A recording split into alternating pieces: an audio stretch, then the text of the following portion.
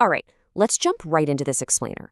Today, we're unpacking a really fascinating theory from our source material, Unseeing the Master Plan, the hidden architecture of the next century.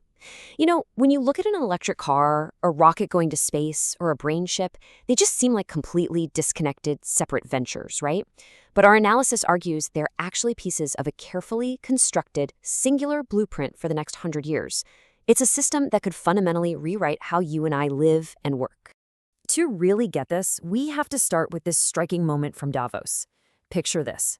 Larry Fink, the CEO of BlackRock, a guy who manages over $10 trillion of the world's wealth, sitting right across from the architect of this tech empire, Elon Musk. And to this room full of heads of state and global CEOs, Musk just calmly states that in the near future, robots and AI are going to saturate human needs so completely you won't even be able to think of something to ask for. He didn't sound like a guy pitching a startup. He described it like an engineer detailing a machine that is already being built. Okay, Section 1. The Boy Who Cried Wolf.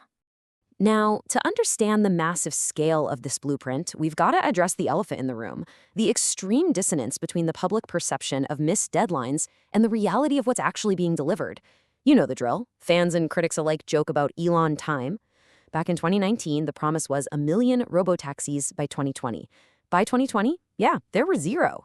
But here is the crucial dynamic the source points out. The missed deadlines often blind people to the fact that when the deliveries actually do happen, they completely rewrite industry rules. He even said it on an earnings call once. I know people say I'm the boy who cried wolf, but I'm telling you, there is a damn wolf.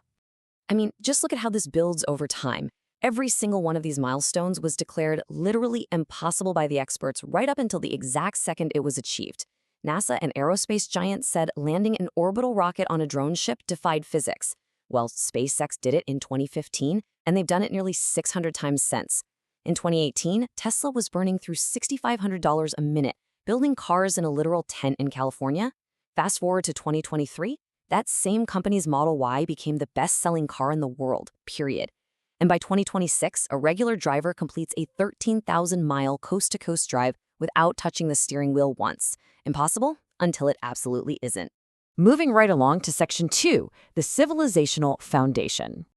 If we zoom out from the individual products, the core thesis of this analysis is staggering. We're not just looking at new gadgets. We are witnessing the replacement of the core infrastructure that runs human civilization. Think about the 1920s factory floor. It relied entirely on steam, rail, and the telegraph. You couldn't have the industrial age without them. Well, the source theorizes the next century's economy will run on a totally new, interconnected stack. Tesla Energy steps in for coal. Autonomy and underground tunnels replace the rail system. Starlink takes over for the telegraph. Optimus handles the manual labor, and SpaceX AI steps in for human calculation. And the craziest part? It's all being orchestrated mostly under one umbrella. Which brings us to Section 3, an interconnected tech empire. What's so fascinating here is that these aren't just isolated bets. They're fusing into this massive, self-reinforcing flywheel. It's like they're vital organs of the exact same organism. Just look at the loop. SpaceX builds the Colossus supercomputer, scaling it till 200,000 GPUs in just months. That massive intelligence layer is explicitly designed to train the AI that powers Tesla's physical machines, the cars, and the robots.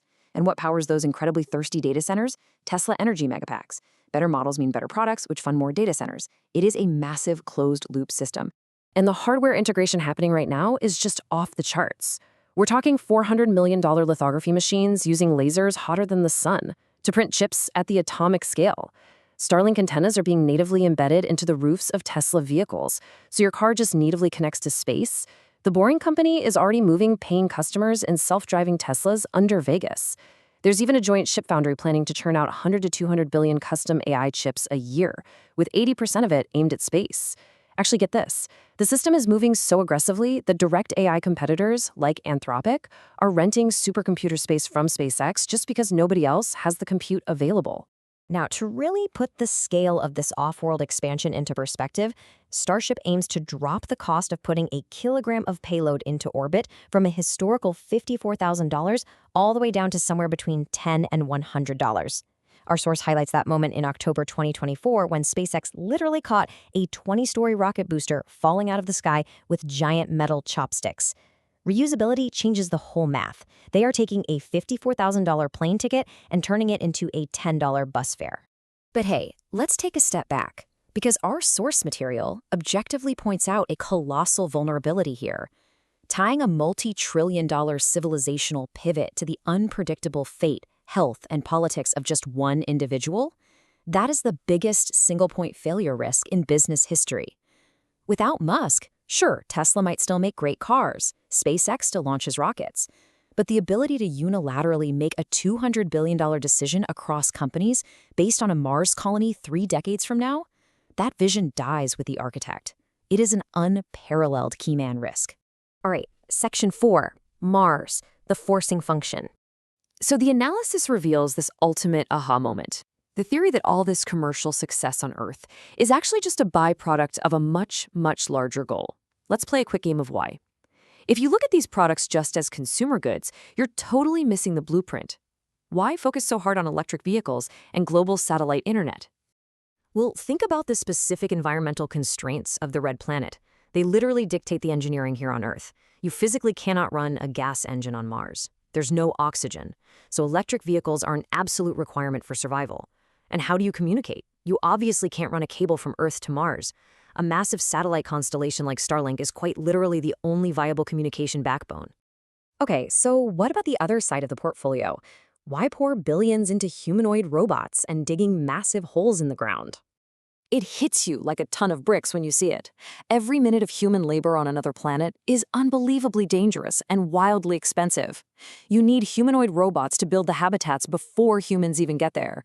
And because surface radiation and temperature swings on Mars are deadly, you have to build those habitats underground. You have to dig. Suddenly, the Boring Company makes perfect survival-level sense. Throw Neuralink in there, and one colonist could securely control a half-dozen robots telepathically. So the core concept our source introduces here is Earth as Mars beta. Earth is merely the testing ground and the funding mechanism. The real forcing function isn't building a cool consumer truck, it's colonizing Mars.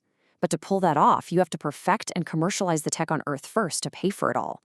Because let's face it, you can't colonize another planet if your home civilization is falling apart. And that brings us to our final part, section 5, the new economic reality. Because the big terrestrial question is, what happens to us living here on Mars beta while they build the tools for Mars? First off, intelligence is rapidly approaching zero cost. The source notes that advanced AI inference costs dropped 36 times in just 2 years. Think about that. Capability that cost $36 per million tokens in 2023 fell to under $1 by 2025. That cost curve is falling off a cliff, way faster than Moore's law. Intelligence is becoming virtually free. Second, physical labor is collapsing. Tesla is targeting an operating cost for its Optimus robot of roughly $1.50 to $2 an hour. Compare that to $46 an hour for the average American worker. And once fully autonomous robots start manufacturing other robots, that $1.50 floor completely drops out. Physical labor becomes free. Third piece of the puzzle? Energy. The cost of solar has plummeted 99% since 1976. It's sitting at roughly 20 cents a watt, making it the cheapest energy source on the planet. The sun doesn't stop shining, you just have to catch it and store it, which is exactly what the Megapack division does. Energy becomes free. So put it all together, when intelligence, labor, and energy all approach a cost of zero, the very foundation of our 200-year-old economic system breaks down. Our economy is based entirely on the scarcity of those three things. The source highlights a prediction from 1926 by a Nobel-winning chemist, Farzad, who said wealth would eventually be measured in energy and physical material, not paper money. Exactly a century later, this system is actually being built. When labor, brains, and power cost nothing, the only things of value are raw mass and the energy needed to move it. I'm going to leave you with this final provocative thought. As all these unbelievable, massive technological layers lock into place, are we truly ready for the unprecedented economic abundance and the absolute disruption that this master plan is going to unleash? It sounds completely like science fiction, I know, but the literal nuts, bolts, rockets, and microchips are rolling off assembly lines today. Thank you so much for joining us for this explainer. Keep your eyes on the horizon, and we'll see you next time.